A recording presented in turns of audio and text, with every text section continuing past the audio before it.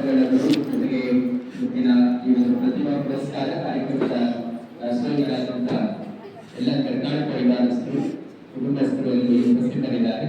ಈ ಸಂದರ್ಭದಲ್ಲಿ ನಮ್ಮ ಸುಭಾಷ್ ಚಂದ್ರ ಅವರಿಗೆ, ಅದೇ ರೀತಿ ಸಿದ್ದು ಸಂಜೀವ್ ಕುಮಾರ್ ಮತ್ತು ಸಂಗಮೇಶ್ ಇವರು ಮೂವರು ಈ ಸದನದಲ್ಲಿ ಪೂಜ್ಯರಿಂದ ಆಶೀರ್ವಾದ ಸನ್ಮಾನ ಪ್ರತಿಭಾ ಪುರಸ್ಕಾರ ನಿರ್ವಹಿಸಲಾಗ್ತಾ ಇದೆ.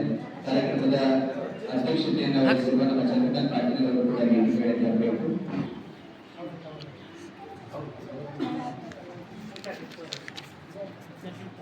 ಪ್ರಥಮ ಬಹುಮಾನ 2,500, ಆಮೇಲೆ ದ್ವಿತೀಯ ಬಹುಮಾನ 1,500 ಮತ್ತು ತೃತೀಯ ಬಹುಮಾನ 1,000. ಮಕ್ಕಳಿಗೆ ಪ್ರೋತ್ಸಾಹದ ರೂಪದಲ್ಲಿ ಪ್ರತಿಭಾ ಪುರಸ್ಕಾರವನ್ನು ಕೊಟ್ಟು ಅವರಿಗೆ ಈ ಸಂದರ್ಭದಲ್ಲಿ ಶುಭವನ್ನ ಹಾರೈಸಿ ಪೂಜ್ಯರಿಂದ ಶುಭ ಆಶೀರ್ವಾದಿಸಲಾಗ್ತಾ ಇದೆ. ನಮ್ಮ ದರ್ಶನ್, ಸುಭಾಷ್ ಚಂದ್ರ ಅವರು, ಸಿದ್ದು ಸಂಜೀವ್ ಕುಮಾರ್ ಅವರು, ಸಂಗಮೇಶ್ ಮೂವರು ವಿದ್ಯಾರ್ಥಿಗಳು.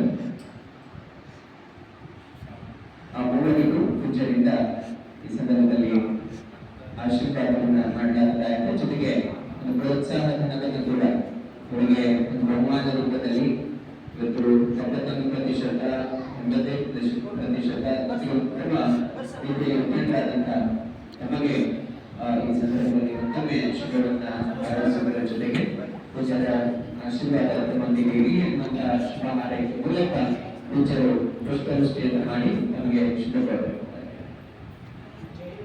ಬಸವೇಶ್ವರ ಮಹಾದೇವರಿಗೆಲ್ಲರ ಜೋರಾದ ಚಪ್ಪಾಳೆ ಮೂಲಕ